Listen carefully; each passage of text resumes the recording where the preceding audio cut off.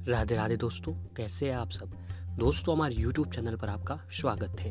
हमारे इस चैनल को सब्सक्राइब कीजिएगा और हमारे वीडियो को लाइक, शेयर और कमेंट जरूर कीजिएगा। दोस्तों, हमारे हिंदू धर्म में जो एकादशी का दिन होता है वह सबसे शुभ और पवित्र दिन माना जाता है और एकादशी का जो व्रत भी होता है वह अपने आप में बहुत ही महत्वपूर्ण स्थान भी रखता है।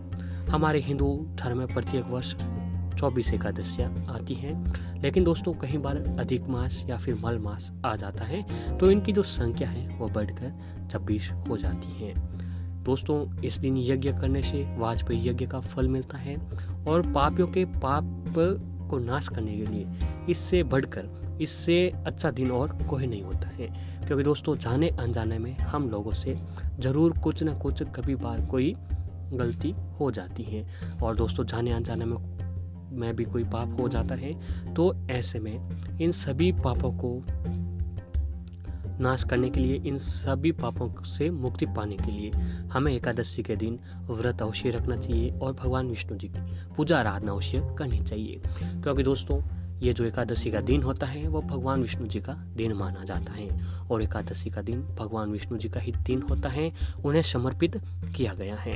जो मनुष्य एकादशी के दिन भगवान विष्णु जी की पूजा करता है उसे 3 लोग पूज्य होते हैं और यानी दोस्तों इस दिन एकादशी के दिन भगवान विष्णु जी की पूजा आराधना करने से माता लक्ष्मी जी के साथ साथ भगवान विष्णु जी का भी आशीर्वाद हम पर जो है बना रहता है। तो ऐसे ही दोस्तों हम बात कर रहे हैं पद्मनी एकादशी पर। दोस्तों इस बार का पद्मनी एकादशी व्रत 27 सितंबर रविवार के दिन रखा जाएगा। पुरुषोत्तम मास में शुक्ल पक्ष की एकादशी तिथि के दिन यह व्रत रखा जाता है, इसीलिए इस एकादशी को पुरुषोत्तमी एकादशी भी कहा जाता है। पद्मिनी एकादशी जगत के पालनहार भगवान विष्णु जी को बेहद ही प्रिय होती है। शास्त्रों में से कहा गया है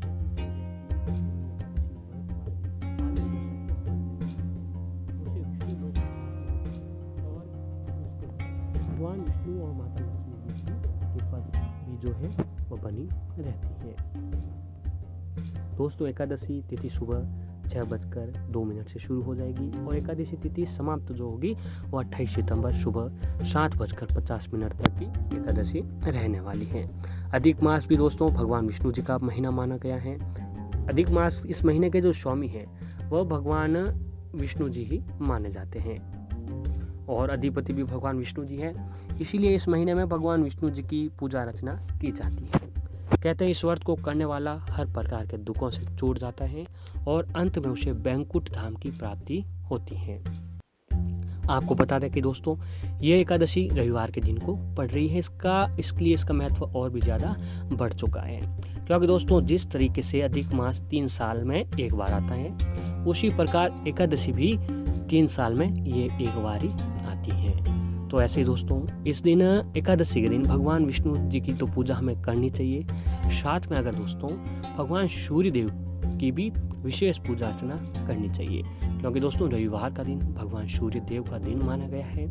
ऐसे में भगवान विष्णु और भगवान सूर्य देव की अगर आप अपने ऊपर कृपा पाना चाहते हैं तो दोस्तों एकादशी के दिन भगवान विष्णु जी के साथ साथ आपको भगवान विष्णु जी के साथ साथ आपको भगवान सूर्य देव की भी पूजा अर्चना और शास्त्रों में बताए गए कुछ उपाय जरूर करने चाहिए, क्योंकि दोस्तों वैसे तो मल मास जो है अधिक मास ये उत्तम नहीं माना जाता है, श्रेष्ठ नहीं माना जाता है, लेकिन धर्म कर्म और भगवान के समर्थ उपाय यातनाएं और साधना करने के लिए ये जो महीना है ये सबसे शुभ महीना माना गया है। तो दोस्तों इस महीने में हमें भी जितने हो सके धर्म कर्म और उपाय और साधनाएं अवश्य करनी चाहिए। तो दोस्तों आपको एकादशी रविवार के दिन और अधिक मास के इस दिन रविवार के दिन आपको भगवान सूर्य से जुड़े ये उपाय जरूर करने चाहिए। तो आइए जानते हैं दोस्तों हमें किस प्रकार से कौन से उपाय करने हैं भगवान सूर्य देव से संबंधित। दोस्तों जो व्यक्ति सूर्योदय होने से पहला उठता है वह हमेशा सदैव सुखी और निरोग रहता है। हिंदू धर्मशास्त्रों के अनुसार दिन का आरंभ सूर्य को अर्घ्य देकर उनकी वंदना से किया जाना चाहिए, क्योंकि दोस्तों जब श्री विष्णु भगवान धरती पर श्री राम के रूप में अवतरित हुए तो वे भी अपने दिन का आरंभ जो है सूर्य नारायण की पूजा के उपरांत करते थे।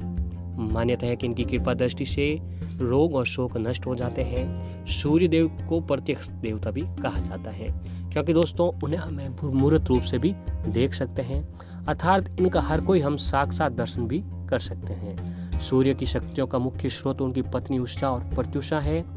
सूर्य को दोस्तों ज्योतिष में आत्मा का कारक भी माना गया है। ऊर्जा और पॉजिटिव देने के लिए सूर्य की पूजा करनी चाहिए। जो व्यक्ति सूर्य देव को नमन करते हैं उनके अंदर एक गजब का आत्मविश्वास भी बना रहता है। उनके ऊपर कभी भी किसी भी तंत्र मंत्र का जो है प्रभाव नहीं पड़ता है। सूर्य देव को नमन करने वाले लोगों के अंदर मन का सुख विद्यमान होता है और हम दोस्तों सूर्य देव को देवता भी मानते हैं और इनकी पूजा भी करते हैं। सूर्य देव को दोस्तों जल अर्पित करने का भी एक विधान होता है। आपकी जन्म कुंडली में सूर्य शुभ है तो समाज में मान सम्मान के साथ आपको उच्च पद की भी प्राप्ति होती है। हंसते खेलते परिवार का साथ मिलेगा। रोग आपसे कोसों दूर रहेंगे। यदि सूर्य कमजोर है तो जीवन में बहुत सारी परेशानियों का सामना करना पड़ सकता है। जब दोस्तों आपकी सबसे पहले नींद खुलती है तो सर्वप्रथम धरती माँ को प्रणाम करें। उसके बाद घर के किसी जगह से जहाँ सूर्य की किरण आपके घर पर आती हो वहाँ पर आपको नमन करना चाहिए। ऐसा करने से दोस्तों आप देखेंगे कि आपके अंदर एक गजब सा आत्मविश्वास अपने आप बनने लग जाएगा। तो आइए जानते हैं दोस्तों, हम एकादशी के दिन भगवान सूर्य देव को अर्घ्य देने वाले तांबे के लोटे में ऐसी कौन सी चीज डाल देनी चाहिए जिससे उसका प्रभाव और भी ज्यादा जो है बढ़ने लग जाता है। तो दोस्तों शास्त्रों में अर्घ्य देने का भी सही समय ब्रह्म मुहूर्त बताया गया है। ऐसे में आप सुबह 4 बजे से 7 बजे तक यानी सूर्य उदय होने तक आप उदय होने से 8 बजे तक आप भगवान सूर्य देव को अर्घ्य दे सकते हैं। इस समय पूरा वातावरण शांत होता है और दिव्य ऊर्जाएं वातावरण में उपस्थित रहती हैं, जो कि पूजा पाठ के लिए भी बहुत ही जरूरी होती हैं। इस समय पूजा करने से आपकी जो प्रार्थना होती है वह सीधे सीधे भगवान तक पहुंचती हैं। आपको ब्रह्म मुहूर्त में ही भगवान सूर्य देव को अर्घ्य देना है। साथ ही ये ध्यान रखें कि जब भी भगवान सूर्य देव को जल दे रहे हो तो आपको नंगे पैर जल देना चाहिए। सूर्य को जल देते समय चप्पल इत्यादि शास्त्रों में निषेध माना गया है। और सूर्य को आप जब भी अर्घ्य देते हैं तो जल देने के लिए तांबे का लोटा ही सबसे उत्तम होता है। तो दोस्तों आज हम आपको बताने जा रहे हैं कि सूर्य को जल देते समय जल में ऐसा क्या मिलाना चाहिए जिसका प्रभाव और बढ़ जाए। तो दोस्तों आप एकादशी के दिन जब सूर्य को अर्घ्य देते हो तो तांबे के लोटे में आप पानी तो लेते ही हैं, उसमें दोस्तों जल में अक्षत डाल लीजिएगा, रोली डाल दीजिएगा, फूल और थोड़ा सा गंगा जल भी आपको उसमें मिला देना चाहिए। अगर हो सके तो दोस्तों आप के घर में अगर उपस्थित हो तो यमुना नदी जी का थोड़ा सा जल भी सूर्य को अर्घ्य देने वाले लोटे में मिला लीजिए, क्योंकि यमुना सूर्य देव की पुत्री है और यमराज की बहन है। सूर्य देव के जल में यमुना नदी का जल मिलाने से आपको काल मृत्यु से छुटकारा मिलता है। और सूर्य को हमेशा जल देते समय हमेशा ध्यान रखें कि आपके दोनों हाथ आपके सर से ऊपर हो और साथ ही जो धारा जमीन पर गिर रही है वह आपके पैरों से ना टकराए।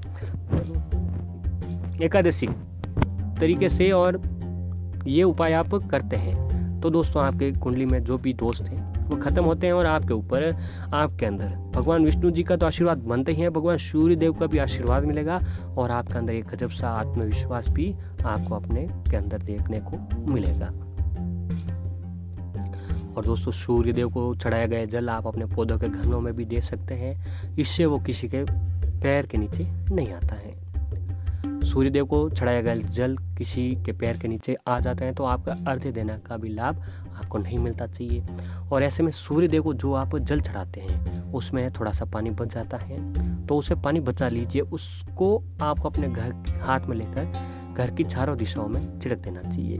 इसके ऐसा करने से आपके घर के आसपास नकारात्मकता खत्म होती है और आपके घर में पॉजिटिविटी भी बनी रहती है। और जब भी आप भगवान सूर्य देव को अर्घ्य देते हो दोस्तों तो उस समय अर्घ्य देते समय आपको भगवान सूर्य के महामंत्र ओम सूर्याय नमः मंत्र का जाप करें और या फिर हो सके तो ओम भास्कराय नमः मंत्र का आप जल देते समय ये कर सकते हैं। दोस्तों अगर इस तरीके से अगर आप भी एकादशी के दिन ये उपाय करते हैं और लोटे में ये चीज़ें मिला लेते हैं फिर देखिए दोस्तों आपके अंदर कैसा गजब का आत्मविश्वास आएगा, फिर आपके सारे काम बनते चले जाते हैं।